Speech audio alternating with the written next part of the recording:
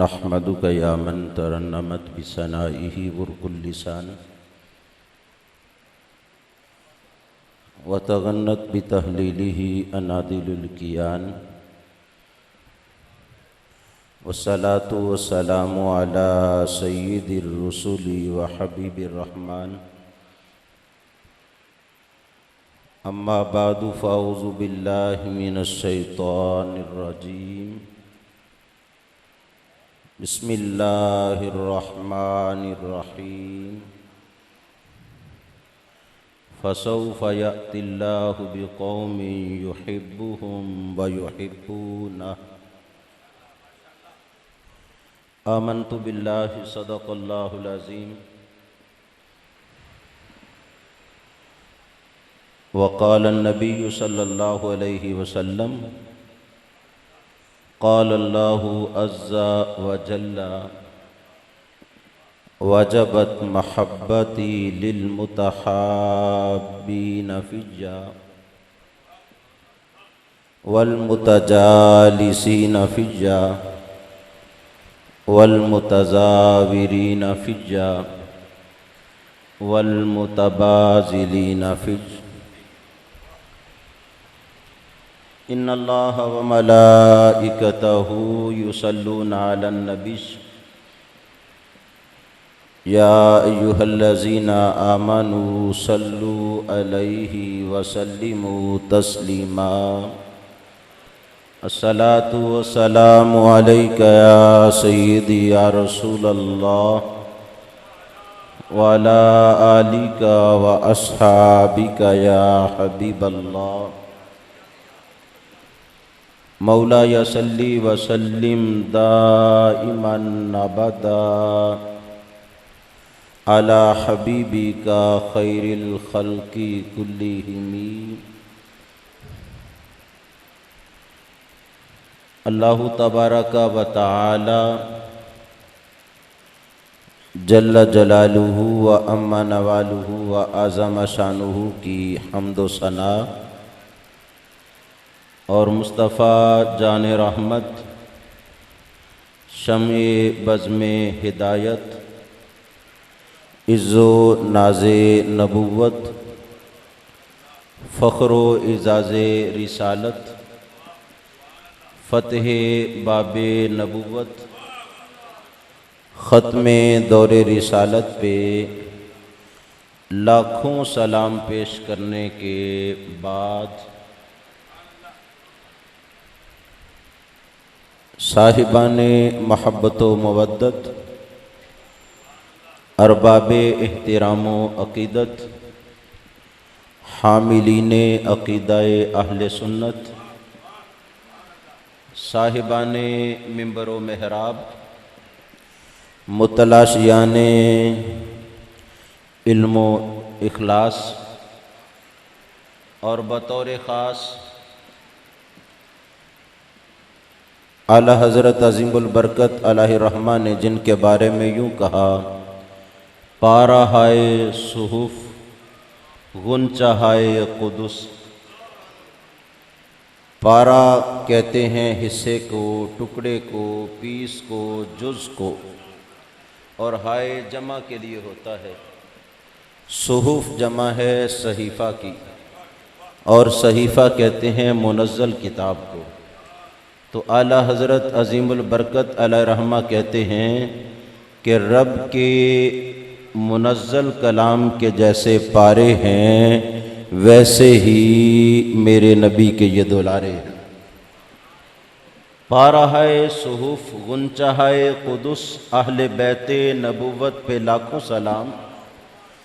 آب تطہیر سے جس میں پودے جمے وَيُطَهِّرَكُمْ تَطْهِيرًا. آب تطہیر سے جس میں پودے جمے، اس ریاض نجابت پہ لاکھوں سلام.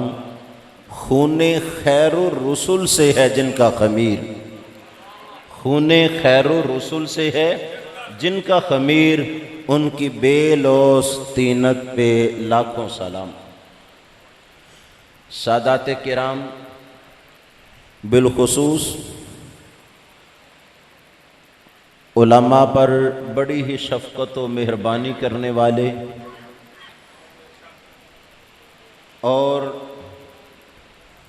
لوگوں کو دنیا میں رہ کے آخرت کا سفر طے کروانے والے جانشین مناظر اسلام حضرت علامہ پیر سید حسن رضا شاہ صاحب مدنی زید مجدہ و علمہ و فضلہ، اور اس خاندان کے تمام افراد، اس گلشن کے تمام پھول اور اس شجر کی بہاریں، چاہے وہ علم کی صورت میں ہوں یا عمل کی صورت میں ہوں، آپ سب احباب آج سالانہ عرس مبارک کی آخری نشست کی مبارک و مقدس تقریب میں شریک و شامل ہیں، اور آج میرے لیے بھی سعادت ہے کہ مجھے اس مبارک موقع پر حاضری کی توفیق ملی۔ اللہ رب العزت جل وعلا ہماری زندگی کو ایسی توفیقات سے مالا مال رکھے اور اسے خالص نیت کے ساتھ نبھانے کی توفیق نصیب کرے۔ سامعین محتشم، اللہ رب العزت جل وعلا نے اس کائنات میں کچھ لوگوں کو اپنی محبت کا تحفہ عطا فرما رکھا ہے، اور اس کی تاثیر کی برکت سے ان کے احوال مختلف ہوتے ہیں۔ ایک غافل ذکر الہی محب خدا کی کیفیت کو کیسے سمجھ سکتا ہے؟ دنیا میں تو کیفیت ہماری یہ ہے، المرء یقیس علی نفسی، ہر کوئی اپنے آپ پر دوسروں کو قیاس کرتا ہے۔ وہ کہتا ہے میرے شب و روز پاک نہیں تو اس کے پاک کیسے ہو سکتے ہیں، میری کیفیت ایسی ہے تو اس کی بہتر کیسے ہو سکتی ہے۔ اور اگر خوش نصیبی سے کوئی اچھا تعلق مل بھی جائے تو اس صالح تعلق کو بھی مادیت کی خاطر آگے بڑھانا چاہتے ہیں، آخرت کی خاطر آگے نہیں بڑھانا چاہتے۔ اور یہ بات بڑی توجہ طلب ہے اور قابل عمل ہے کہ ہم اس بات پر غور کریں کہ وہ تعلقات جو اللہ تعالی جل وعلا کی خاطر اور رسول اللہ صلی اللہ علیہ وآلہ وسلم کی نسبت کی خاطر ہے، ان خالص تعلقات میں ہم کوئی آمیزش نہ کریں، کوئی ملاوٹ نہ کریں، اور انہیں پاکیزہ، مبارک، مقدس اور محترم ہی رہنے دیا جائے۔ رب العزت جل وعلا فرماتا ہے نافرمان اپنی نافرمانیوں سے باز نہیں آئیں گے، تو یہ کیا سمجھتے ہیں نظام کائنات ان کی وجہ سے چل رہا ہے؟ یہ بزم عالم میں حرارت ان کی وجہ سے ہے؟ یہ نبض ہستی کی تپش ان کے سبب ہے؟ فرمایا اگر یہ باز نہیں آتے تو اللہ تعالیٰ ان کو ختم کر دے گا۔ فَسَوْفَ يَأْتِ اللَّهُ بِقَوْمٍ، اور اللہ تعالیٰ ایک قوم کو لے آئے گا، اور ایسی قوم کو لے کے آئے گا يُحِبُّهُمْ وَيُحِبُّونَهُ، کہ اللہ ان سے محبت کرتا ہوگا اور وہ اللہ سے محبت کرتے ہوں۔ اللہ تعالیٰ اپنے محبین کو، اپنے محبوبین کو لے کے آئے گا، اور فرمایا اگر یہ نافرمان سرکشی سے، طغیانی سے، نافرمانی سے باز نہیں آتے، یہ نظام عالم ان کا محتاج نہیں ہے۔ یہ کیا سمجھتے ہیں کہ ہم نے ہر جگہ پر کمندیں ڈال لی، اور ایسے لوگ بھی پیدا ہوئے جنہوں نے کہا من اشد منا قوہ، ہم تو اتنے طاقتور ہیں، ہم سے بڑا طاقتور کہاں ہو سکتا ہے؟ رب العزت نے فرمایا اولم یروا ان اللہ الذی خلقہم هو اشد منہم قوہ، یہ بھول گئے جس خدا نے انہیں پیدا کیا ہے وہ ان سے زیادہ طاقتور ہے، اور اس نے انہیں طاقتیں دی ہیں۔ جب اس نے انہیں ملیا میٹ کیا، صفحہ ہستی سے مٹایا، پھر ان کے نشانات بھی باقی نہ رہے، صرف نام باقی رہے، وہ بھی عبرت کے لیے ان کے نشانات تک کو مٹا دیا گیا۔ سرکشی و طغیانی کی بجائے اطاعت کی طرف بڑھنے کی ضرورت ہے، اور ایسے لوگ اس دنیا کی اصل زینت ہیں، اس دنیا کے وجود کا سبب ہیں، اور قیامت جو ابھی تک بپا نہیں کی جا رہی اس کی وجہ ایسے لوگوں کا قیام ہے جن کے متعلق آقا علیہ السلام نے فرمایا لا تقوم الساعۃ حتی یقول احد اللہ اللہ، جب تک ایک بھی اللہ اللہ کہنے والا باقی ہے قیامت قائم نہیں ہو۔ یہ جن بزرگوں کی بارگاہ میں ہم حاضر ہیں، جن کے عرس پر حاضر ہیں، انہوں نے عمر بھر اخلاص کی تعلیم دی ہے، اخلاقیات کے ساتھ لوگوں کو مائل کیا ہے، علم کی طرف مائل کیا ہے، عمل کی طرف مائل کیا ہے، اور صحیح عقیدہ اہل سنت جو ہے وہ آنے والی نسلوں میں منتقل کیا ہے۔ ہمیں بھی یہ تعلق خالص کرنے کی ضرورت ہے اور مخلص بننے کی ضرورت ہے۔ رسول اللہ صلی اللہ تعالیٰ علیہ وآلہ وسلم کا فرمان اور آقا علیہ السلام نے فرمایا، خود اللہ تعالیٰ کا فرمان، یعنی حدیث قدسی، فرمایا وجبت محبتی للمتحابین فیہ۔ ایک تو یہ درجہ ہے کہ بندہ اللہ کا محب بن جائے، بڑا درجہ ہے، اعلیٰ لوگوں کا درجہ ہے۔ احب الصالحین ولست منہم لعل اللہ یرزقنی صلاحا، صالحین سے محبت ہے، رکھتا ہوں، ان میں سے نہیں، لیکن محبت جو رکھتا ہوں اس کی برکت سے یقین ہے کہ اللہ مجھے بھی صالحیت عطا فرمائے گا۔ نیک لوگوں کی طرف میلان پیدا کریں، ان سے تعلق اللہ کی خاطر پیدا کریں۔ آقا علیہ السلام نے فرمایا، خود اللہ رب العزت کا فرمان، وجبت محبتی للمتحابین فیہ، فرمایا جو لوگ میری خاطر آپس میں محبت کرتے ہیں اور میری خاطر کرتے ہیں، میں اللہ انہیں بھی اپنا محبوب بنا لیتا ہوں۔ آپ صالحین سے، اولیاء سے، سادات سے، علماء سے، ان دین کے علمبرداروں سے، ان خدمت گزاروں سے محبت اللہ کی خاطر کریں۔ یہ محبت تو آپس میں ہے، باہم ہے، اس کا تبادلہ ہے، لیکن برکت اتنی ہے، بندہ اللہ کے کسی نیک بندے سے محبت کرے، اللہ اس بندے کو بھی اپنا محبوب بنا لیتا ہے۔ اور 4 قسم کے تعلق اس حدیث قدسی میں بیان فرمائے، ایک محبت کا، ایک مجلس کا، ایک زیارت کا، اور ایک ادب و خدمت کا۔ فرمایا واجبت محبتی للمتحابین فیہ، میری خاطر جو اب ہم محبت کرتے ہیں، میں نے اپنے شان کرم پر لے لیا کہ ان سے محبت کروں، میں نے ان سے محبت شروع کر دی۔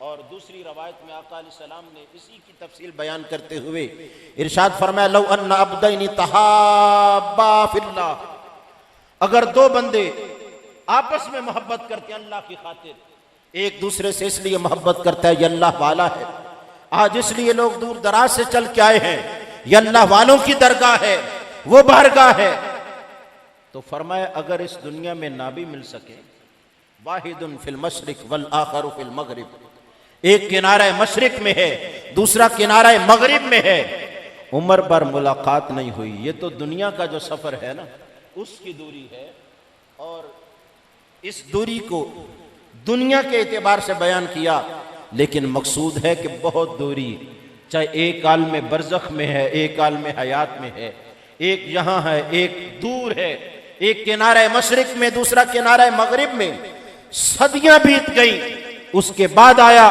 لیکن اس سے محبت کرتا ہے۔ فرمایا لجمع اللہ تعالی بینہما یوم القیامہ، اس محبت کے اثر سے، تاثیر سے اللہ تعالیٰ قیامت کے دن ان دونوں کو جمع کرے گا، اور جمع کر کے کیا کہے گا؟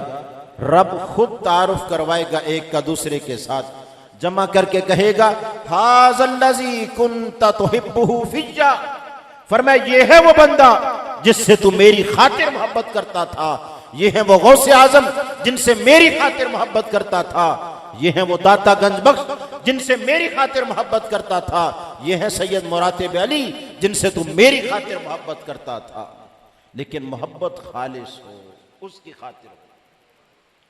پھر فرمایا والمتجالسین فیہ، میری خاطر میرے بندوں کی مجلسوں میں جا جا بیٹھتے ہیں، ان کے پاس بیٹھ کے کچھ نہیں کہا، کوئی بات نہیں کہی، کوئی عرض پیش نہیں کی، بیٹھ گئی، یہ اللہ والا ہے، تو فرمایا اللہ والے کی مجلس میں اللہ کی خاطر بیٹھنے والا اتنا خوش نصیب ہے کہ اللہ اس مجلس میں آنے والے سے بھی محبت شروع کر دیتا ہے۔ اسی لیے تو آقا علیہ السلام نے ایسے شخص کے بارے میں فرمایا تھا نا کہ کہا گیا لا یشقی لہم جلیسہم، ان کا ہم مجلس جو ہے ان کے پاس بیٹھنے والا بھی بدبخت نہیں ہو سکتا۔ پھر فرمایا والمتزاورین فیّا، وہ میری خاطر میرے بندوں کی زیارت کرتے ہیں۔ اب آئے، کچھ کہا نہیں، بس دیکھتے رہے، کچھ عرض نہیں کیا، بس ٹکٹکی باندھ کے چہرے کو دیکھتے رہے، اس لیے کہ یہ اللہ والا ہے، زیارت کے لیے آئے۔ فرمایا وہ اللہ والوں کی زیارت اللہ کی خاطر کرنے والے جو ہیں اللہ تعالیٰ ان سے بھی محبت کرنا شروع کر دے گا۔ پھر فرمایا والمتبازلین فیّا، ان کی خدمت کرنے والے، ان کا ادب بجا لانے والے، اللہ تعالیٰ ان سے بھی محبت کرنا شروع کر دے گا۔ ہم ان مقدس مبارک بارگاہوں میں آ کے اپنے تعلقات کو خالص کریں، محبت صرف اللہ کی خاطر کریں، زیارت صرف اللہ کی خاطر کریں کہ یہ اللہ والا ہے، مجلس میں اس لیے بیٹھیں کہ یہ اللہ والے کی مجلس ہے، اور ان کی خدمت بجا لائیں، ان کا ادب کریں اس لیے کہ وہ اللہ والا ہے۔ آئیے ہم بھی اپنے تعلقات کو یوں خالص کر لیں تاکہ اللہ تعالیٰ اس کی برکت سے ہمیں محبوبیت کی شان سے بھی نوازے۔ اللہ تعالیٰ جل وعلا اس شجر کو باثمر رکھے، بار آور رکھے، اس کے فیض کو پوری دنیا میں پھیلتا ہوا بنائے، اور یہ چشمہ جو علم و حکمت سے لوگوں کو سیراب کر رہا ہے اور نور ہدایت سے لوگوں کو روشنیاں دے رہا ہے، اللہ کرے کہ اس کے فیض میں اور برکت ہو اور تا قیام قیامت کی برکت جاری و ساری رہے۔ آمین۔ وما علیہ الا البلاغ۔ حاضری کے لیے ملتمس ہوں محمد شہباز قمر اویسی صاحب اپنی حاضری پیش کریں۔